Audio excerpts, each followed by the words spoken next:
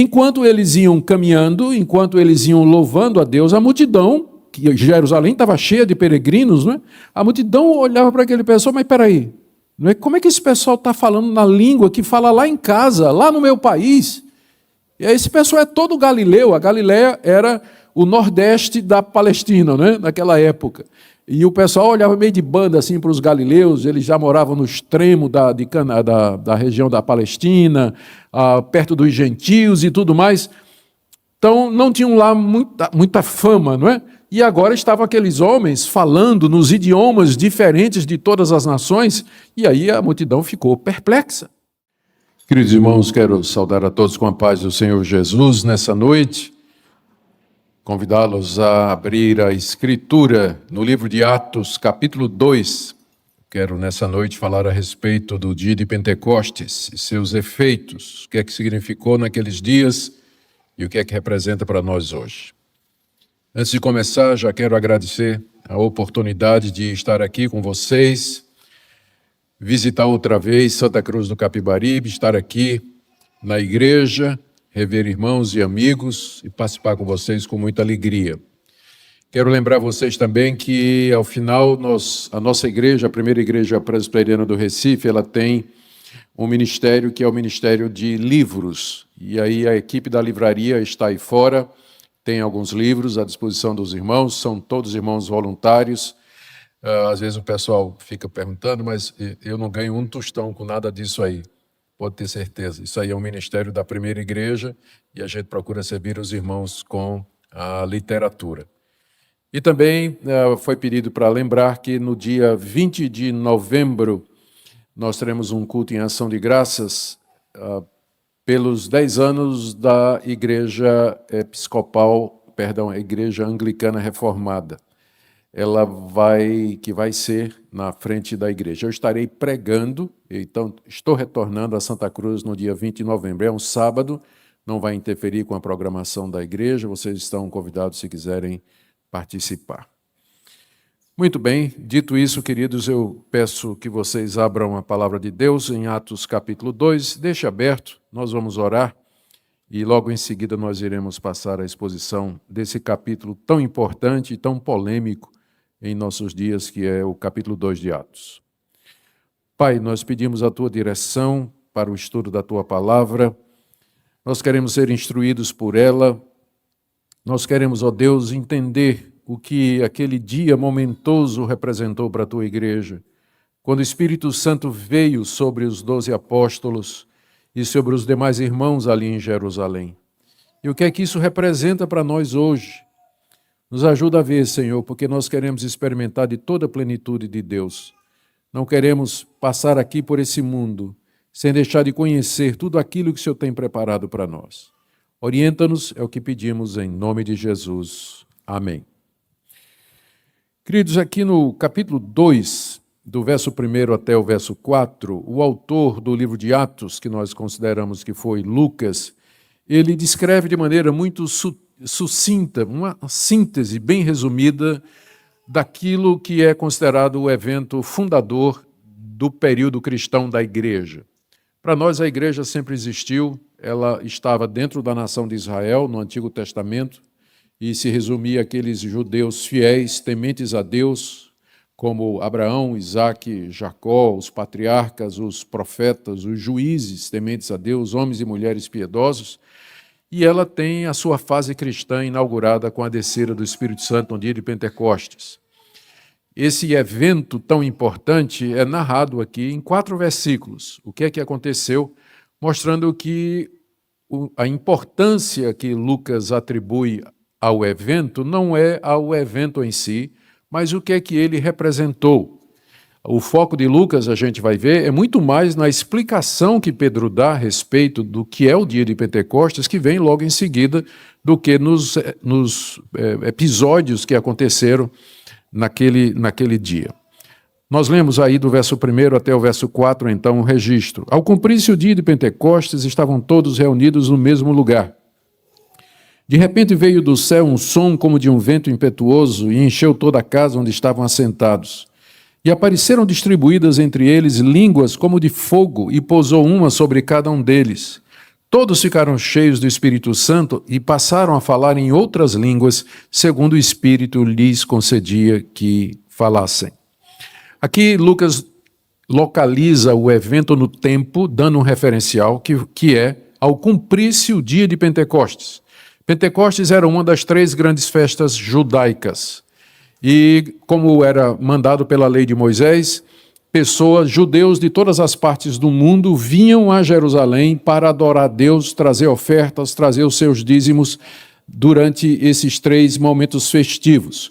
Jerusalém, portanto, já fazia uma semana, porque a festa durava uma semana e terminava com o dia de Pentecostes, que é quando aconteceu isso aqui. Durante uma semana, Jerusalém estava lotada de peregrinos. A cidade abrigava 5, 6 vezes mais do que a sua população normal. E eram judeus de todas as províncias do Império Romano, chamados judeus da dispersão, e que tinham aprendido os dialetos e as línguas dessas nações onde eles haviam nascido, onde tinham sido criados. Todos eles sabiam alguma coisa de aramaico, que era a língua que se falava em Jerusalém. O hebraico era a língua oficial do templo, quem falava eram os sacerdotes, e a leitura da lei era feita em hebraico, mas o aramaico era a língua comum, além do grego, que era, para aquela época, o que o inglês é para nós hoje, não é? A língua universal. Mas Jerusalém estava cheia de estrangeiros que tinham em comum o fato de que eram judeus e que tinham vindo para cumprir a lei de Moisés e servir a Deus naquele dia. Nesse dia, no último dia da festa de Pentecostes, Lucas diz que estavam todos reunidos no mesmo lugar. Ele está se referindo aqui aos 12 apóstolos de Jesus Cristo e a cerca de 120 irmãos que estavam com eles, como a gente lê no capítulo 1, verso 15. Naqueles dias levantou-se Pedro no meio dos irmãos, ora compunha-se a assembleia de umas 120 pessoas. Jesus havia morrido, Jesus havia ressuscitado dentre os mortos, Jesus havia aparecido aos apóstolos e outras pessoas durante um período de 40 dias. Jesus havia prometido aos seus discípulos de que ele enviaria o Espírito Santo, que eles seriam batizados com o Espírito Santo não muito depois daqueles dias e que eles receberiam o poder do Espírito Santo para serem testemunhas até os confins da terra, e mandou que os discípulos não saíssem de Jerusalém até que isso acontecesse. Eles estavam, portanto, reunidos no mesmo lugar, lá em Jerusalém, esperando o cumprimento da promessa que o Senhor Jesus havia anunciado e que João Batista havia dito também: eu batizo vocês com água, mas aquele que vem depois de mim é mais poderoso do que eu, ele vai batizar vocês com o Espírito Santo. E que é também a promessa dos profetas de Israel. Você lê em Isaías, Jeremias, você lê do profeta Oséias, onde Deus fala de um período de um grande derramamento do Espírito Santo sobre o seu povo. A profecia mais conhecida é de Joel, capítulo 2, a partir do verso 28, inclusive Pedro vai citar aqui no sermão dele, quando Joel diz que nos últimos dias o Espírito Santo seria derramado sobre toda a carne.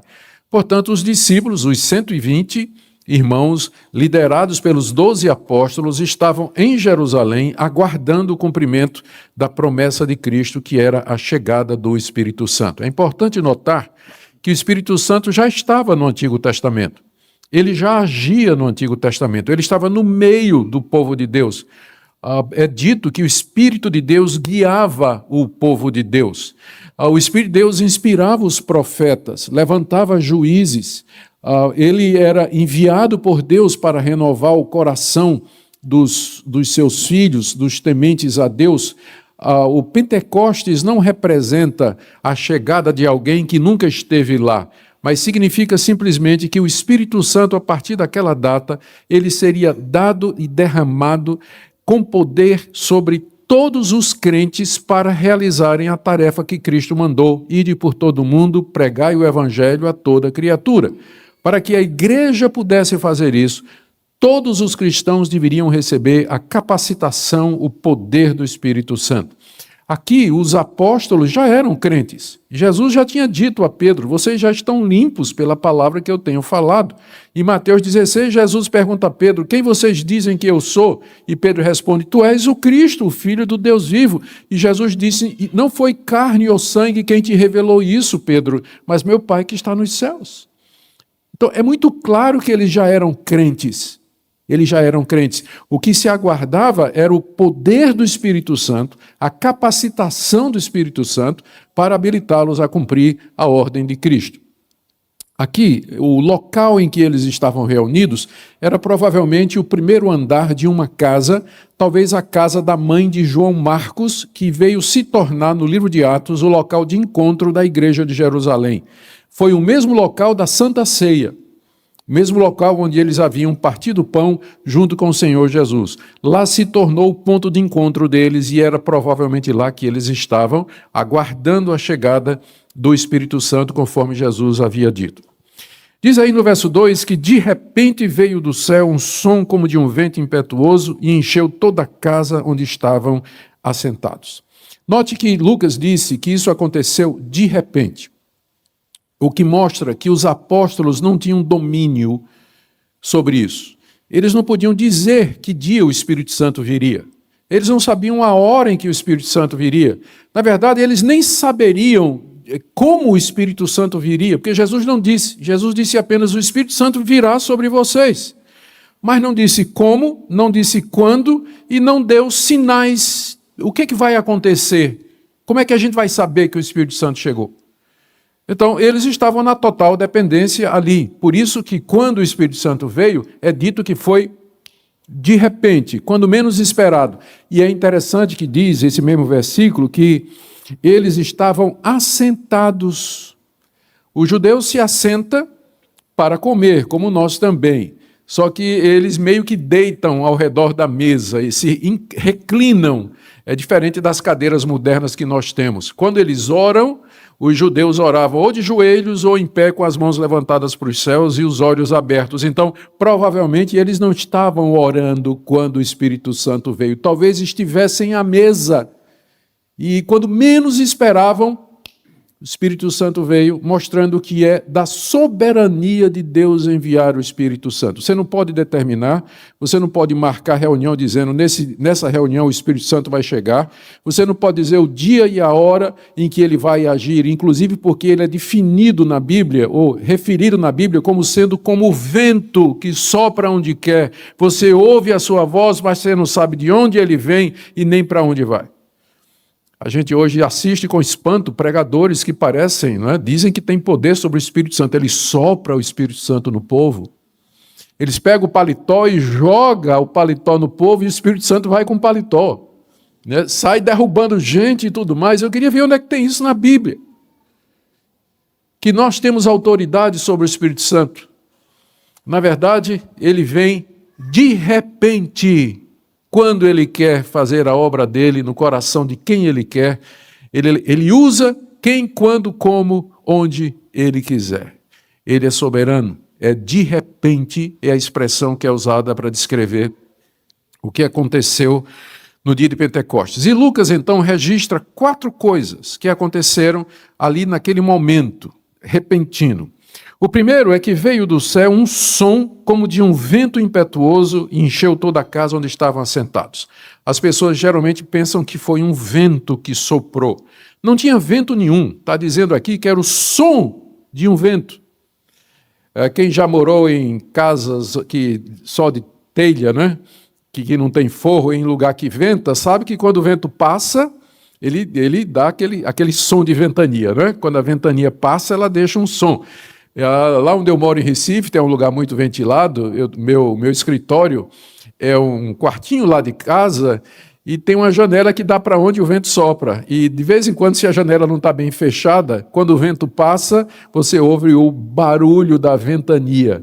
Eu não sinto vento nenhum, mas eu ouço o barulho que ele faz. Não tinha vento nenhum ali na casa, você podia soltar uma pena e ela ia fazer isso, ó. Ia cair no chão. O que se ouviu foi o som de um vento. Não era um vento propriamente mais um som. Por que isso? Porque a palavra grega para vento e para espírito é a mesma, é a palavra pneuma, que tanto significa vento como significa espírito. Por isso que Deus mandou esse som de um vento, vento é a mesma palavra para espírito, para mostrar aos apóstolos que o espírito havia chegado. A presença do som do vento indicava a presença do espírito de Deus. Segundo sinal, está aí no verso 3, apareceram distribuídas entre eles línguas como de fogo, e pousou uma sobre cada um deles. A língua de fogo é labareda, né? É uma labareda. Apareceu na cabeça de cada um deles. Primeiro elas apareceram, essas línguas apareceram, essas labaredas apareceram, e aí elas pousaram na cabeça de cada um deles. Não está dizendo aqui que era só dos 12, deve ter sido dos 12 e dos 120 que estavam lá reunidos naquele local, porque está dizendo ficou sobre a cabeça de todos. Essas labaredas de fogo, elas expressam aquilo que o Espírito Santo haveria de fazer. O Espírito Santo purifica, o Espírito Santo traz calor, traz poder e autoridade para que a igreja pudesse levar avante a obra missionária. Eles iam precisar do fogo poderoso do Espírito Santo para fazer essa obra difícil de evangelizar o mundo daqueles dias. E diz aí no verso 4, que é a terceira coisa, todos ficaram cheios do Espírito Santo. O que é que significa isso? Significa que o Espírito de Deus apossou-se do coração e da mente de cada um deles, encheu-os com o seu poder e com sua presença, com o objetivo de capacitá-los para servir a obra missionária que estava diante deles. Eu volto a dizer, aqui não é que eles não tinham o Espírito Santo, eles tinham o Espírito Santo. O que era necessário é que o Espírito Santo viesse para enchê-los, capacitando-os, dando poder espiritual para cumprir a missão de testificar até o final da terra. Todos ficaram cheios do Espírito Santo. E o quarto sinal ou evidência é que passaram a falar em outras línguas, segundo o Espírito lhes concedia que falassem. De repente, todos eles se viram falando com Deus, se dirigindo a Deus, num idioma que eles nunca falaram antes, em línguas diferentes daquelas línguas que eles sabiam falar. Como eram galileus e como todo esse pessoal aqui era de Jerusalém, a língua normal deles era o aramaico e o grego, como eu já referi. Alguns talvez falassem hebraico. Mas de repente eles estavam louvando a Deus em línguas que eles nunca aprenderam antes. Eles talvez nem poderiam entender o significado daquilo que eles estavam ouvindo. E isso não é alguma coisa que eles resolveram fazer, porque diz aqui Lucas, ainda no mesmo tom do final do verso 4, segundo o Espírito lhes concedia que falassem.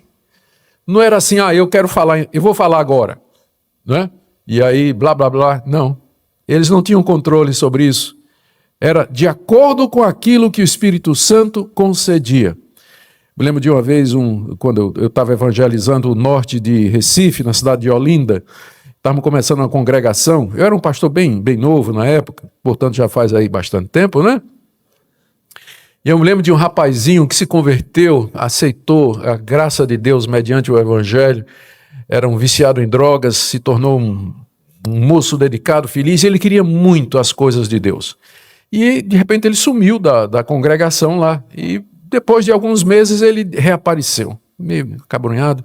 Disse, pastor, foi que houve? Eu perguntei, né? O que é que houve? Ele disse, pastor, eu li aqui a respeito de que os apóstolos falavam em outras línguas, aí eu fui procurar, já que aqui não tem, né?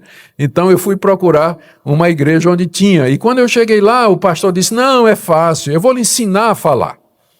Então forme primeiro na sua cabeça uma palavra que você não conhece. Fique repetindo essa palavra na sua cabeça. E aí destranque a língua, meu irmão, e solte essa palavra. Fica falando e repetindo essa palavra. Não é? E o moço voltou e disse assim, eu agora estou falando em línguas, pastor. Eu sei que você está falando em línguas, mas se são do Espírito Santo é outra coisa, não é? É outro assunto. Porque isso aqui não é alguma coisa que você tem controle. Isso aqui é conforme o Espírito Santo concede. Da mesma forma que o de repente. Não é? Dia e hora, Deus é que sabe, e Ele é que concede conforme Ele deseja. Portanto, não faz sentido a gente querer que todos os crentes passem por essa experiência. E faz menos sentido ainda a gente manipular as pessoas para, de alguma forma, elas manifestarem alguma coisa parecida com isso. Se é de Deus, virá de forma autêntica, virá de forma legítima, que irretrucável, evidência óbvia da obra do Espírito Santo, mas não pode ser alguma coisa manipulada, artificial, que as pessoas tentam produzir como se isso fosse sinal de alguma coisa extraordinária que estivesse acontecendo. 4 coisas aconteceram: o som do vento, as labaredas de fogo, as línguas, e todos ficaram cheios do Espírito Santo. Qual foi o impacto disso no povo? Está aí do verso 5 até o verso 13. Ora, estavam habitando em Jerusalém homens judeus, homens piedosos, vindos de todas as nações debaixo do céu.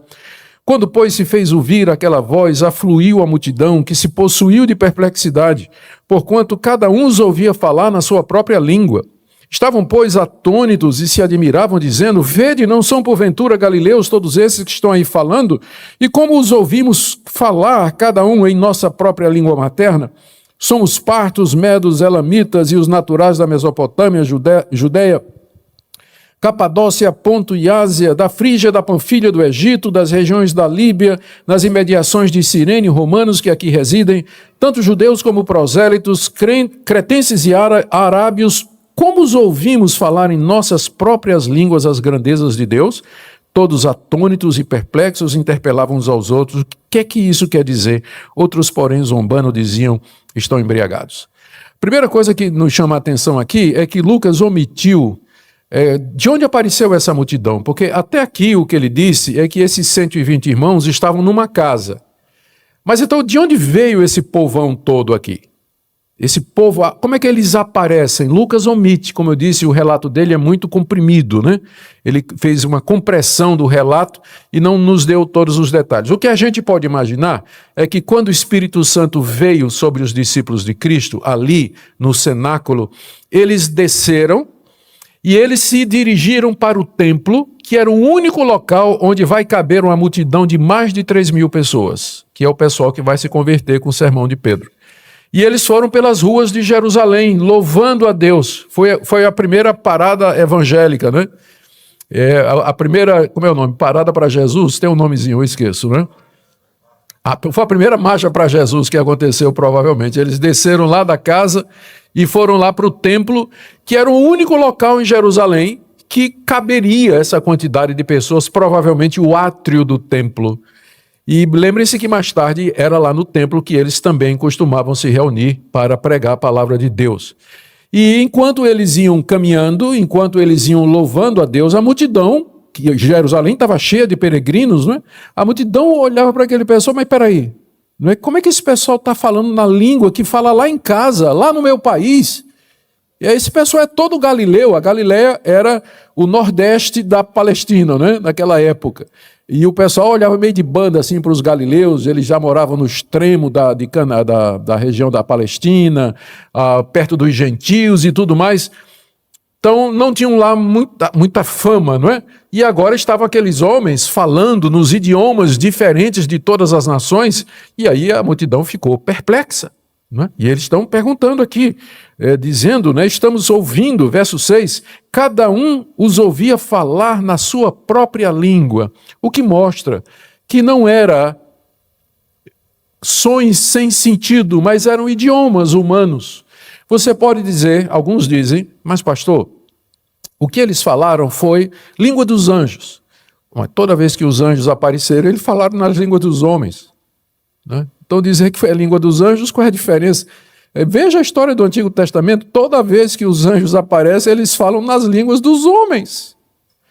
São idiomas humanos.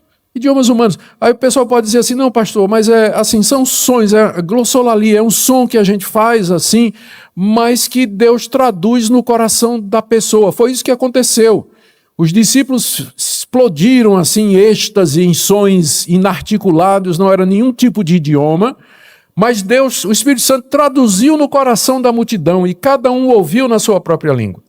Só tem um problema com essa interpretação, é que o Espírito Santo não tinha descido sobre a multidão ainda, ele tinha descido sobre os apóstolos. Então o milagre foi na boca dos apóstolos e não no ouvido da multidão. Ou seja, eles passaram a falar em línguas que eles não conheciam. É nisso que está o milagre. É nisso que está o extraordinário. É nisso que está o sobrenatural. Você de repente começar a falar num desses idiomas aqui, ó, dos partos, medos, elamitas, da Mesopotâmia, Judéia, Capadócia, Ponto, Ásia, Panfilha, Egito, e você nunca nem estudou, nem sabia que existiam esses idiomas, e você está falando neles. E está falando, diz aqui, né, no final do verso 11, as grandezas de Deus, ou seja, era alguma coisa dirigida para Deus. Eles estavam exaltando a Deus, a grandeza de Deus, provavelmente pelo cumprimento da promessa. Exaltando a Deus porque ele cumpriu através de Jesus Cristo aquilo que ele tinha dito e que o Espírito Santo tinha chegado. Deus estava sendo engrandecido por eles em línguas que eles não sabiam e a multidão então ficou perplexa como é que isso podia ser. Perceba que o milagre, ele não converte, mas ele serve para despertar a atenção. Mas, ao mesmo tempo, o milagre pode ser interpretado de maneiras diferentes, porque se um grupo estava perplexo e estava querendo saber o que era aquilo, outro grupo achava que aquilo era conversa de bêbado. Verso 13, outros, porém, zombando, diziam, estão embriagados. Às vezes as pessoas usam esse texto aqui, estão embriagados, para dizer o seguinte, que eles estavam pulando, dançando, caindo no chão, né, fazendo todo tipo de gesto, né, porque o pessoal está dizendo, está embriagado. Mas é improvável que tenha sido isso. Eles estavam embriagados da mesma forma, no sentido de que quando uma pessoa fica embriagada, ela começa a dizer coisas, ela perde o controle da voz e ela começa a dizer coisas sem sentido. Infelizmente, aqueles de vocês que têm que convidar com gente que é bêbado, sabe disso. A pessoa bebe e chega a um tempo em que ela já não sabe mais o que está dizendo. Não está dizendo mais coisa com coisa. E é nesse sentido que aquela parte incrédula da multidão disse assim, esse pessoal está bêbado. Isso aí não tem nada de extraordinário nisso. Eles estão dizendo coisa aí sem sentido. Coisa que não representa absolutamente nada. E é nesse instante, então, que entra o sermão de Pedro, que é o ponto central do capítulo 2. E que está aí do verso 14, e ele vai até o verso 36, e que tem duas grandes partes. Primeiro, Pedro explica o que é que está acontecendo, e segundo, ele diz que o que está acontecendo é um testemunho da ressurreição de Jesus Cristo. Pentecostes é acerca de Jesus Cristo. O Espírito veio para dar testemunho de Cristo e para que a igreja desse testemunho de Cristo. É isso que Pedro vai explicar aqui no sermão em que ele expõe aquilo que a multidão estava querendo saber. Que fenômeno é esse? O que é que está acontecendo? Tá bom? Então vamos lá. Primeiro, Pedro explica o que é que está acontecendo do verso 14 em diante.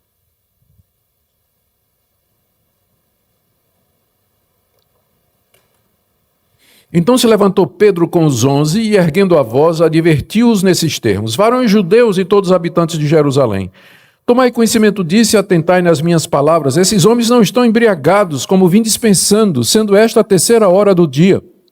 Mas o que ocorre é o que foi dito por intermédio do profeta Joel. E acontecerá nos últimos dias, diz o Senhor, que derramarei de meu espírito sobre toda a carne.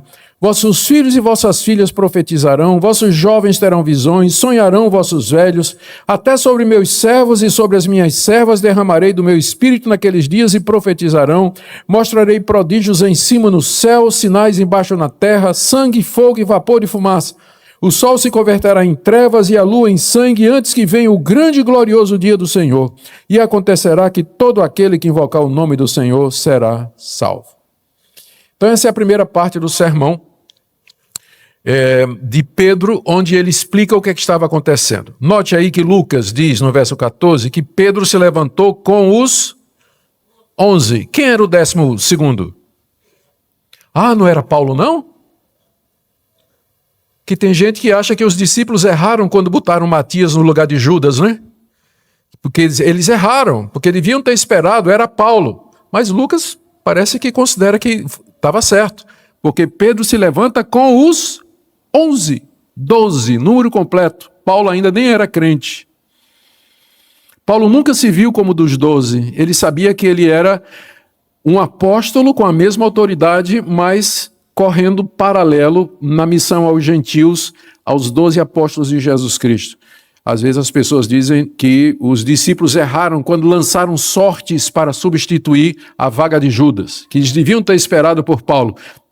Tem nenhuma evidência na Bíblia disso. Paulo nunca se considerou um dos 12 e nem nenhum autor bíblico considera que o número está completo, é 12. Pedro e os 11. Né? Total 12, está completinho. Tudo que foi feito antes foi feito debaixo da orientação do Espírito Santo. Pedro se levanta com os 11, erguendo a voz, advertiu-os nesses termos.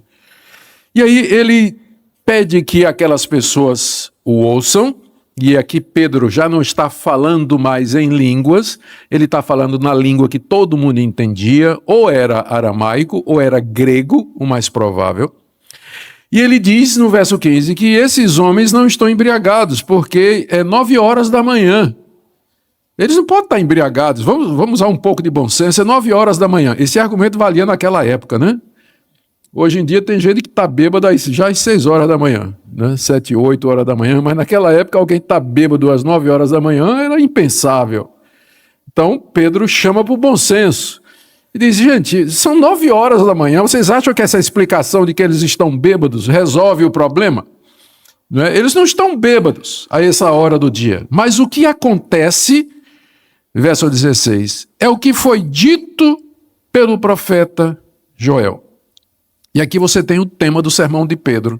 Isso é aquilo.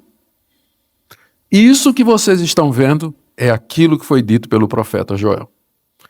É o cumprimento de uma profecia que vocês conhecem, vocês são judeus, vocês conhecem as Escrituras, e essa profecia acaba de se cumprir, e ela foi dita pelo profeta Joel. E ele faz a citação de Joel, capítulo 2, do verso 28 até o 32, e é importante você observar que Pedro faz uma mudança na profecia.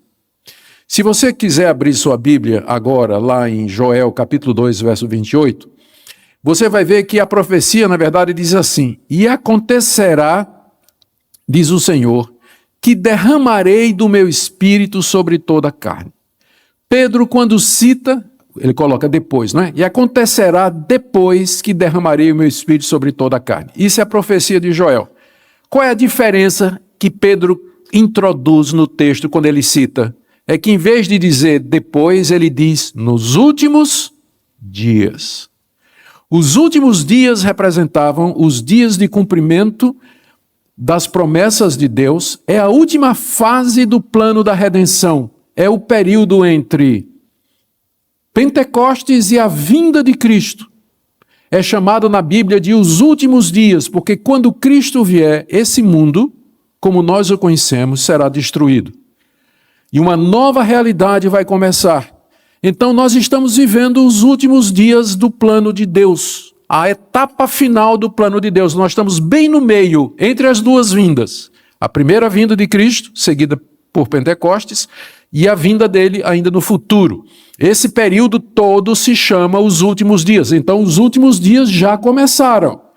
E o que é que marca o início dos últimos dias? A chegada do Espírito Santo. Por isso que Pedro diz, e acontecerá que nos últimos dias, ele está interpretando Joel, derramarei do meu Espírito sobre toda a carne. Portanto, Pentecostes é um evento escatológico. Ele faz parte do plano da salvação de Deus.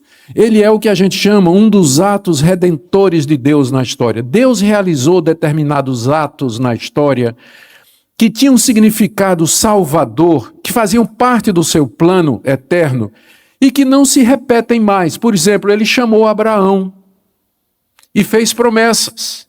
Fez uma aliança com Abraão e disse, na tua descendência serão benditas todas as nações da terra. Você acha que Deus vai fazer isso com mais alguma pessoa? Sabem de alguém a que Deus chamou e disse, olha, eu faço uma aliança com você, de ti virá um descendente que vai ser o salvador do mundo. Vocês conhecem alguém que Deus fez isso? Não. porque é um evento da história da redenção, só acontece uma vez. Deus veio para a nação de Israel, os descendentes de Israel, no alto do Monte Sinai, deu os 10 mandamentos através de Moisés e fez uma aliança com a nação de Israel. Vocês conhecem alguma outra nação que Deus fez uma aliança desse tipo, que ele desceu com fogo em cima do monte, chamou o povo, mandou circuncidar e deu a lei? Conhecem? Acham que Deus vai fazer isso ainda? Não. É um ato da história da redenção. Jesus Cristo encarnou, se tornou um de nós, nasceu e morreu por nós, ressuscitou ao terceiro dia. Vocês acham que isso vai acontecer outra vez? Não vai. Por quê? Porque é uma vez só. Faz parte da história da redenção. O que eu estou querendo dizer é que Pentecostes é um evento da mesma ordem. Ele está ligado à morte e à ressurreição de Cristo Jesus, portanto, Pentecostes não se repete. Ele não se repete, ele aconteceu de uma vez para sempre, por isso todos estes sinais extraordinários que cercaram o evento. Eu entendo como muita gente quer repetir o Pentecostes, mas toda vez que o pessoal fala de Pentecostes, eles pensam em um dos sinais somente que foi dado naquele dia, que é o falar em línguas. Mas cadê o som? E cadê a labareda de fogo? Se repete, onde estão esses sinais? E é só ler a história da igreja. Nunca mais aconteceram. E até hoje a gente sabe, até onde a gente lê, onde a gente conhece, que ninguém é tão ousado a ponto de dizer ou mostrar, aparecer na televisão durante o culto. Olha aí a labareda de fogo. Olha o som do vento. Por quê? Porque Pentecostes é um evento que aconteceu de uma vez para todo sempre. Ele faz parte da história da redenção. O que nos importa é os efeitos disso para nós hoje, que eu vou chegar lá daqui a pouco. Tá? Não vai embora ainda. Espera um pouquinho. Vamos chegar lá. Então, é esse ponto aqui. Pedro está dizendo para aqueles judeus, e isso que vocês estão vendo é o cumprimento de uma profecia. É o cumprimento da profecia de Joel de que o Espírito Santo seria dado nos últimos dias. Ele viria nos últimos dias, iniciando esse período. E aí, você nota, né? Lembra que eu disse no início que Jesus não disse quais seriam os sinais, quais seriam as evidências. Os discípulos não sabiam. Ninguém disse que ia ter som, ninguém disse que ia ter labareda, ninguém disse que ia ter línguas. Essas coisas aconteceram. E agora, quando Pedro cita a profecia, ele cita outras coisas que não aconteceram no dia de Pentecostes, não é? Derramarei do meu espírito sobre toda a carne, estou no verso 17. Vossos filhos e vossas filhas profetizarão. Pelo que a gente leu, não teve profecia no dia de Pentecostes. Vossos jovens terão visões. Também não aconteceu isso quando o Espírito Santo veio em Pentecostes. Sonharão os vossos velhos. Também não aconteceu. Para mostrar que a questão dos sinais é secundária. O que importa é que o Espírito Santo veio e encheu a igreja. Os sinais que acompanham isso são secundários. Jesus não falou nenhum, vieram aqueles 3 sinais e agora Pedro menciona outros que nem aconteceram, que estavam na profecia de Joel. Eu creio que é para isso aí. Nós somos muito tendentes nós queremos o sobrenatural. Nós pensamos que se não tiver sobrenatural, Deus não está presente. E a gente valoriza muito pessoas que dão testemunho de coisas extraordinárias na sua vida, e a gente esquece, por exemplo, um casal que está junto na igreja há 60 anos, fiéis um ao outro, criaram os filhos no caminho do Senhor, que nunca, nem uma vez foram convidados para vir à frente dar testemunho do que é uma vida cheia do Espírito Santo. Mas se aí aparecer alguém dizendo que morreu, foi no inferno e voltou, domingo está dando testemunho na igreja. Às vezes a gente inverte os valores. Sinais estão descritos aí, não é? Pedro está dizendo que o que aconteceu foi aquilo que o profeta Joel disse. E aí, no verso 18, eu quero chamar a sua atenção aqui. Até sobre os meus servos e sobre minhas servas derramarei do meu espírito naquele dia e profetizarão. Aqui é o ponto. Em que é que Pentecostes é diferente do que já acontecia no Antigo Testamento? No Antigo Testamento, o Espírito Santo estava em todo cristão. Todo cristão não, todo crente. É anacrônico falar de cristianismo antes de Cristo, né? Mas o Espírito Santo estava em todo judeu piedoso, temente, que amava a Deus, como Davi. Tanto é que ele diz assim, Senhor, não retira o Espírito Santo de mim, porque ele tinha consciência. da presença do Espírito Santo no coração dele. Mas aí, apenas algumas poucas pessoas eram ungidas com o poder do Espírito Santo para realizar a obra de Deus. Como os reis, os sacerdotes, os juízes, os profetas, o Espírito vinha sobre eles e os capacitava para realizar aquela função. Mas não era dado ao povo em geral. A diferença é que a partir de Pentecoste, todo cristão tem dons espirituais. Todo aquele que crê em Deus. É esse o ponto aqui, ó. Derramarei do meu espírito naqueles dias até sobre servos, sobre as minhas servas, sobre os jovens, sobre os velhos. Esse é o ponto. Todo o povo de Deus agora vai ser capacitado para servir a Deus e dar testemunho de Cristo. Em casa, no trabalho, na faculdade, na universidade, no campo missionário, na vizinhança, em casa com a própria família, nos filhos. Vamos precisar do Espírito Santo para fazer isso. Para cumprir o que Jesus disse: ide por todo o mundo, pregai o Evangelho a toda criatura. Como é que nós vamos fazer isso sem o poder do Espírito Santo? Cada homem, mulher, criança, velho, moço, que existe nas igrejas. Naquele dia derramarei do meu espírito sobre toda a carne. Essa é a promessa. É isso que Pentecostes significa. Chegada do Espírito na igreja, habilitando cada um de nós. É um erro a gente pensar que a tarefa de evangelização é só do pastor, dos presbíteros e dos missionários. O Espírito Santo veio exatamente para capacitar todos a cumprir isso, a participar disso, claro, com diferentes dons, de diferentes maneiras. Desde aquela irmãzinha que passa a noite de madrugada, clamando a Deus, orando, jejuando, até aquele jovem que diz: Deus, eu darei minha vida para ir evangelizar. Eu darei minha vida para ir para o campo missionário. Um é tão espiritual quanto o outro e é tão importante quanto o outro. O que eles têm em comum é que o Espírito foi derramado. Eu quero dizer para vocês, só para concluir aqui, para fechar esse ponto, mais um argumento de que Pentecostes é um evento único que começa, a última etapa do plano de Deus, é que Pedro aqui junta as duas coisas, o início dos últimos dias e o fim dos últimos dias, citando aqui Joel, verso 20, aliás, verso 19, ele falando sobre a vinda do Espírito Santo: mostrarei prodígio em cima no céu, sinais embaixo da terra, sangue, fogo e vapor de fumaça. Não aconteceu nada disso em Pentecostes. O sol se converterá em trevas e a lua em sangue antes que venha um grande e glorioso dia do Senhor. Não teve nada disso em Pentecostes. E acontecerá que todo aquele que invocar o nome do Senhor será salvo. Esses sinais que estão aqui, sol, lua, estrelas, são os da vinda do Senhor Jesus, fechando os últimos tempos. Quando ele vier, o sol vai se transformar em sangue, a lua vai perder o seu brilho, as estrelas cairão do firmamento. Essa linguagem apocalíptica que tem aqui e que é tirada dos profetas é usada no Novo Testamento para se referir à vinda de Jesus. Portanto, Pentecostes marca o início e o fim dos últimos dias. A chegada do Espírito Santo é como se dissesse: o próximo evento, a próxima etapa do plano de Deus é a vinda de Jesus. Portanto, vão pregar o Evangelho. E todo aquele que clamar o nome do Senhor, que invocar o nome do Senhor, será salvo. Nós estamos vivendo exatamente nessa época que antecede a vinda gloriosa do Senhor Jesus. O Espírito de Cristo já está em nós, está entre nós. E Ele nos capacita, Ele nos chama a proclamar o Evangelho.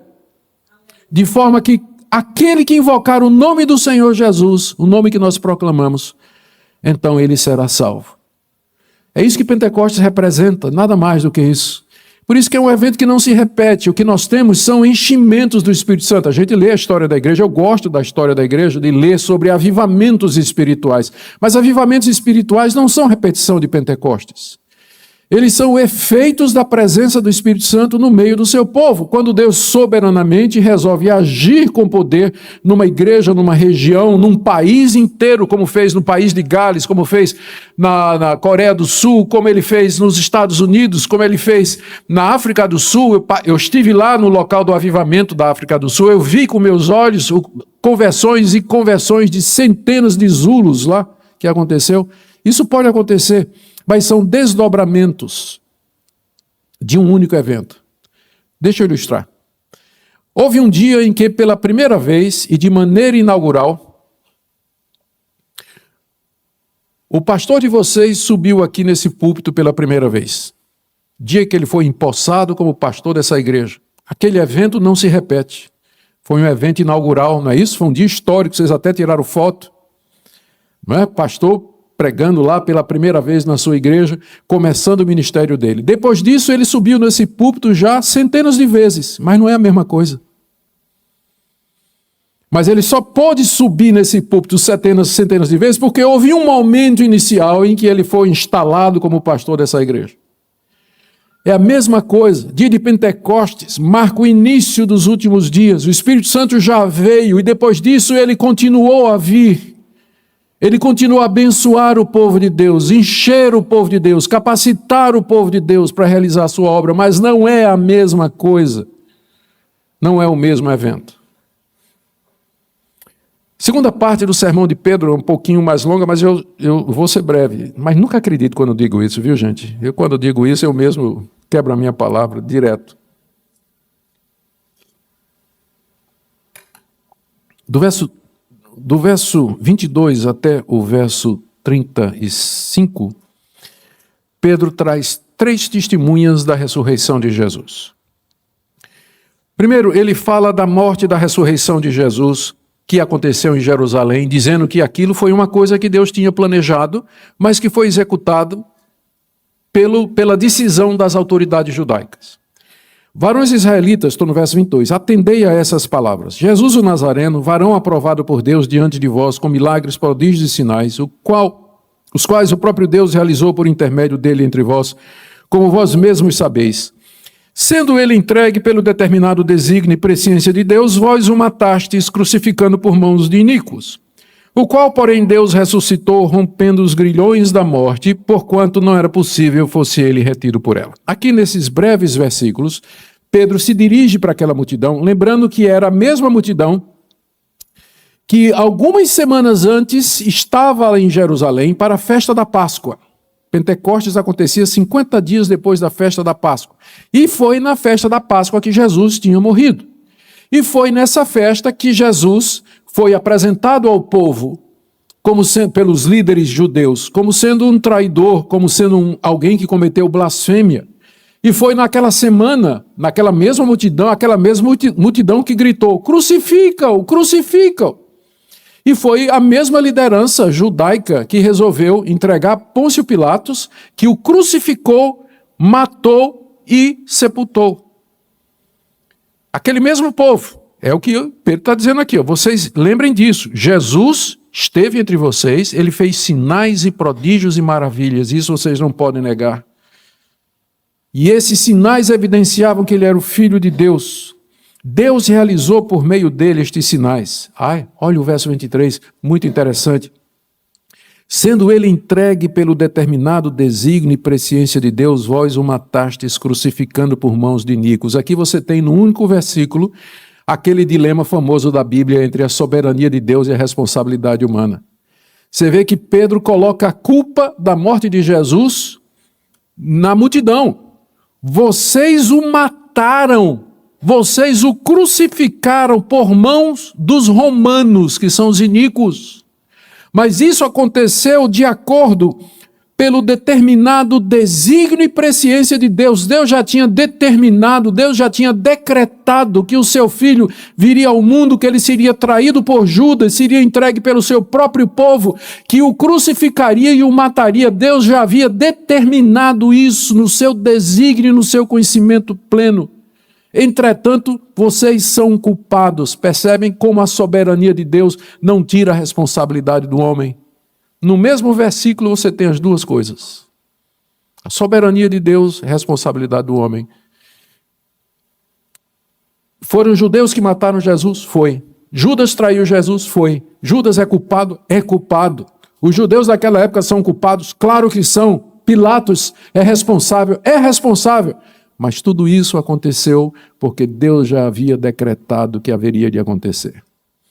Isso fazia parte do seu plano antes da fundação do mundo, plano de redimir a humanidade através do seu filho. Você acha que Deus ia deixar isso ao acaso, assim do tipo? Bom, para salvar o mundo, meu filho tem que morrer, não é? Então vamos fazer o seguinte, vamos ver se Judas vai trair. Se ele trair, tudo bem. E aí vamos ver se os judeus vão engolir isso aí. Aí se engolir, ótimo. Vamos ver se Pilatos vai declarar ele culpado ou inocente.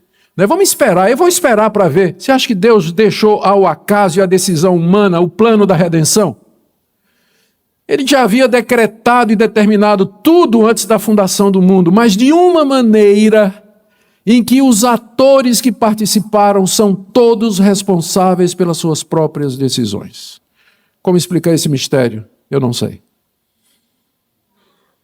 Diga, responda aí, nem eu. Né? Mas que está na Bíblia, está. É o nosso Deus, não é o Deus que eu falei hoje de manhã, o Deus de Abacuque. Abacuque simplesmente não entendia. Não dá para entender. Nós estamos lidando com um ser muito maior do que nós. Ele é capaz de fazer a sua vontade através da vontade das suas criaturas, sem que ele seja o autor do mal e sem que você possa responsabilizá-lo pelos pecados que suas criaturas cometem.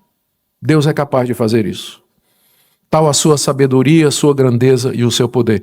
E é por isso que eu disse hoje de manhã, não vai dizer que Deus é injusto. Você só pode dizer que você não entende. Faça o que a Bíblia diz lá em Abacuque, cale-se diante dele toda a terra. Porque você não entende os caminhos de Deus, não vai dizer que Deus é injusto. Só porque você não entende, mas está aqui. Crucificando por mão de iníquos. A morte de Cristo aconteceu conforme determinado por Deus, usando a responsabilidade humana. Ao qual, aqui é o ponto, ao qual, porém, Deus ressuscitou, rompendo os grilhões da morte, porque não era possível fosse ele retido por ela.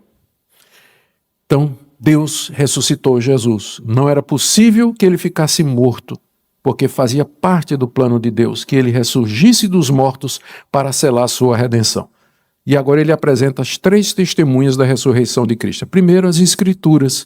Ele vai fazer citações do Antigo Testamento que diziam que o Messias haveria de ressuscitar. A primeira citação é do Salmo 16, de 8 a 11. Porque a respeito dele diz Davi, verso 25, diante de mim via sempre o Senhor, porque está à minha direita, para que eu não seja abalado. Ele vai citando o verso todinho, e no verso 27 diz, não deixarás minha alma na morte. E aí, o ponto é esse aqui, no verso 27, e não permitirás que o teu santo veja corrupção. O santo aqui é o Messias. Você não vai permitir que a carne do Messias se corrompa na sepultura, se deteriore, apodreça, porque o Senhor vai ressuscitá-lo.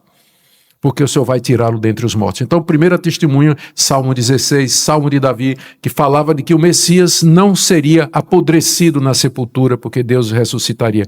No verso 29, Pedro explica que Davi não está falando dele. Irmão, seja permitido dizer claramente a respeito do patriarca Davi, que ele morreu, foi sepultado e o seu túmulo permanece entre nós até o dia de hoje. Então, essa profecia aqui não é sobre Davi, porque Davi está morto e ele está sepultado. A sepultura dele, os ossos de Davi estão lá em Jerusalém.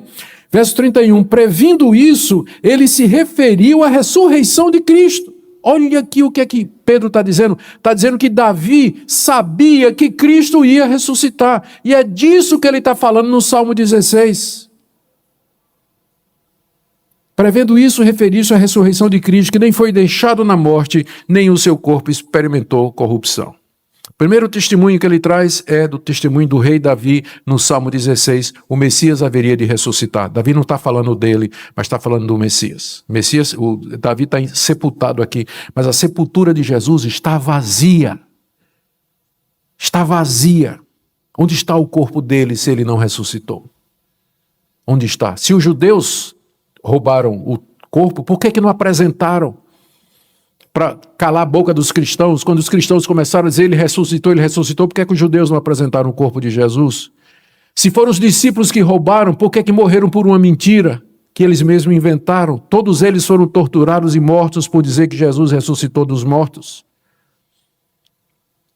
Segunda testemunha, os próprios apóstolos, verso 32, a este Jesus Deus ressuscitou, do que todos nós somos testemunhas. Os 12 e boa parte daqueles 120 que estavam lá no dia de Pentecostes, eles estiveram com Cristo durante 40 dias depois da ressurreição de Jesus Cristo. E eles disseram, nós somos testemunhas, ele está vivo. Vocês o mataram, mas ele ressuscitou de entre os mortos. Nós somos testemunhas disso. E eles pagaram o preço por isso. Eles pagaram o preço por isso. Eles morreram afirmando a ressurreição de Jesus. Terceira testemunha, e aqui volta para o ponto central. A terceira testemunha é o Espírito Santo. Verso 33.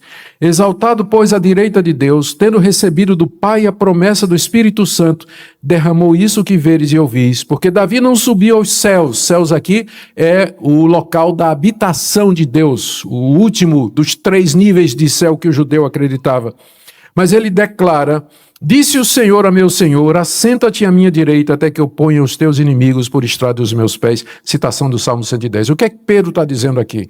Ele diz o seguinte: isso que está acontecendo, o derramamento do Espírito Santo, é uma prova da ressurreição de Cristo Jesus. Porque Cristo, quando morreu, quando ressuscitou, ele subiu até o céu, sentou à direita de Deus, recebeu de Deus, Deus Pai, a promessa do Espírito Santo e derramou o Espírito Santo sobre nós. Portanto, a vinda do Espírito Santo no dia de Pentecostes é uma prova de que Cristo está exaltado à direita de Deus. Já tinham pensado nisso? Não foi isso que Jesus disse? Quando o Consolador vier, ele falará não de si mesmo, mas ele vai dar testemunho de mim. É essa a principal função pela qual o Espírito Santo foi dado à igreja, para dar testemunho de Cristo.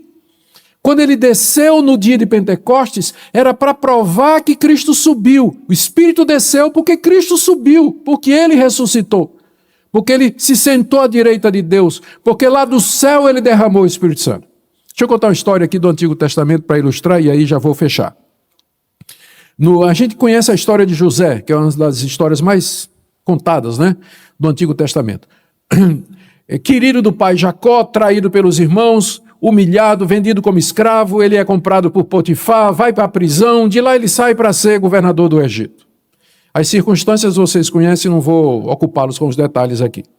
Mas José foi entronizado ao lado do faraó, ele era o segundo no Egito.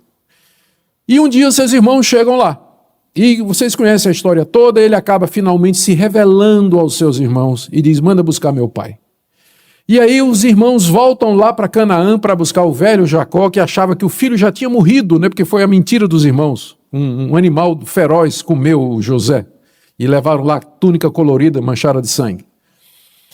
José manda então os irmãos buscar o pai e levando carroças e carros e cavalos cheios de presentes, roupas, víveres, comida, ouro, coisas preciosas. Uma caravana lotada de bens.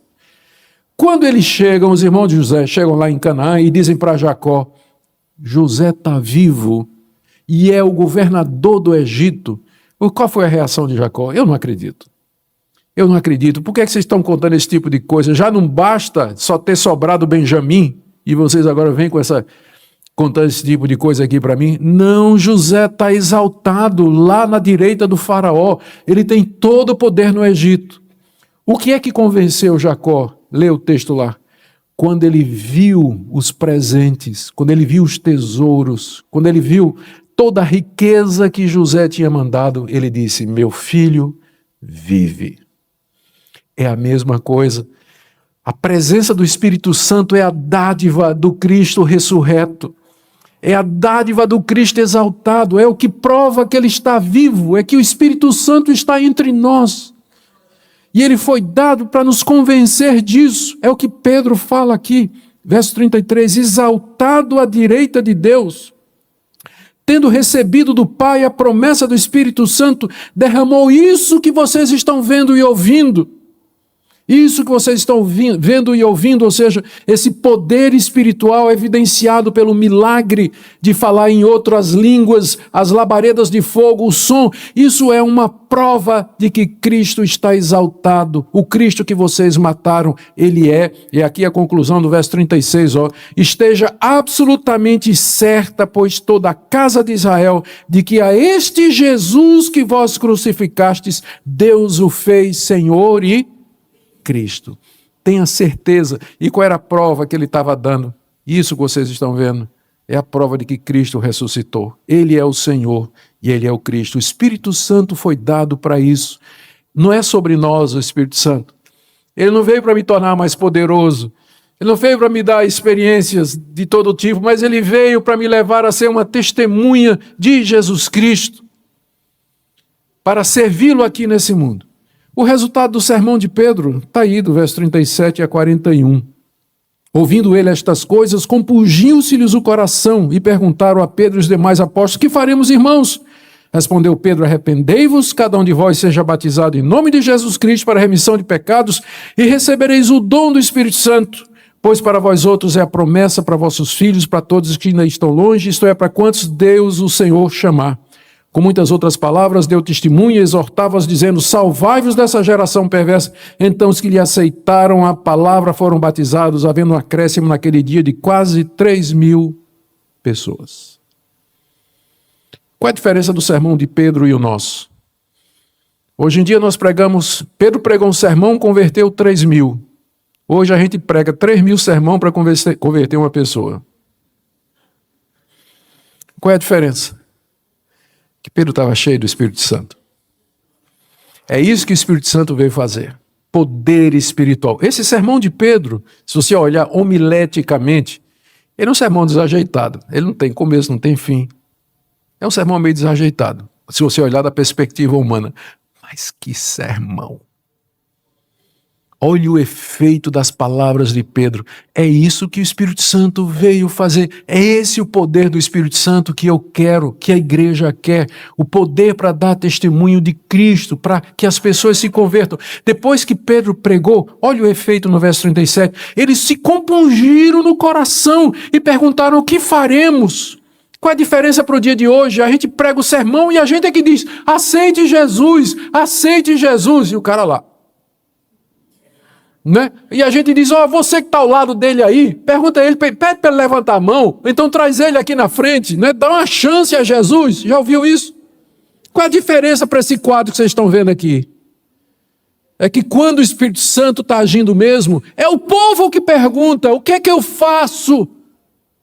Eu estou quebrantado, eu estou arrependido, eu estou convencido, eu creio, o que é que eu faço agora? Não precisa a gente ir lá e puxar pela orelha, não. Porque o Espírito Santo vai lá no coração, quebranta, muda. É isso que Pentecostes representa. Esse poder espiritual para pregar o Evangelho a toda criatura. Levar o Evangelho a locais distantes. Glorificar o nome de Jesus em todo lugar. E Pedro disse: olha, vocês se arrependam dos seus pecados, principalmente de terem crucificado o Messias. Sejam batizados em nome de Jesus e vocês receberão o dom do Espírito Santo. O dom aqui é a própria pessoa do Espírito Santo, não é o dom de línguas, mas é a própria pessoa do Espírito Santo, é o dom do Espírito, é a dádiva do Espírito que Cristo nos concede. É para vocês também. E a partir daqui você tem o que é padrão.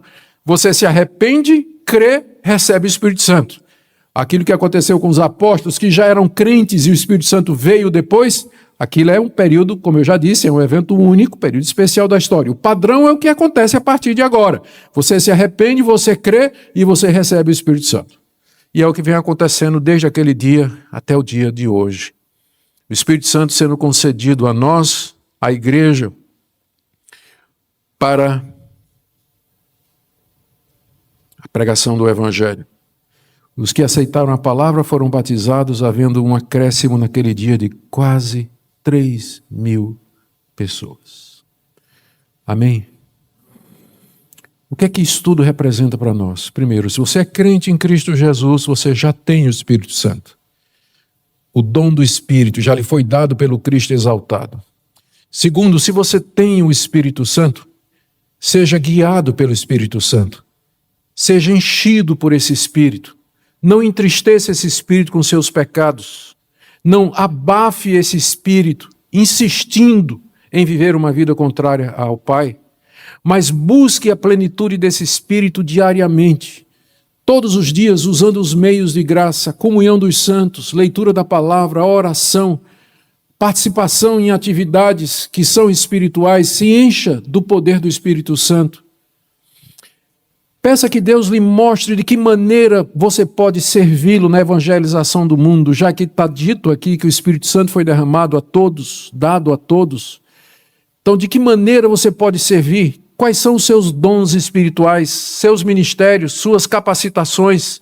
De que maneira você pode servir a Deus? Pode ser de tantas maneiras. O Novo Testamento tem 5 listas de dons espirituais e eu não creio que sejam exaustivas. Tem muita coisa que o Espírito de Deus pode usar você para servir a Deus, mas se coloque à disposição.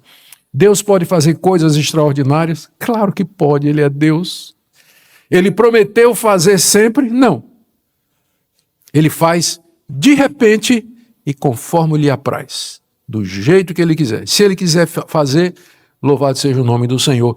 Mas o que é essencial e é muito claro é isso aqui. O Espírito já veio, estamos vivendo os últimos dias, a vinda do Senhor está próxima e quem invocar o nome dele será salvo. Portanto, vamos ao mundo proclamar o Evangelho de Cristo Jesus. É para isso que Pentecostes aconteceu.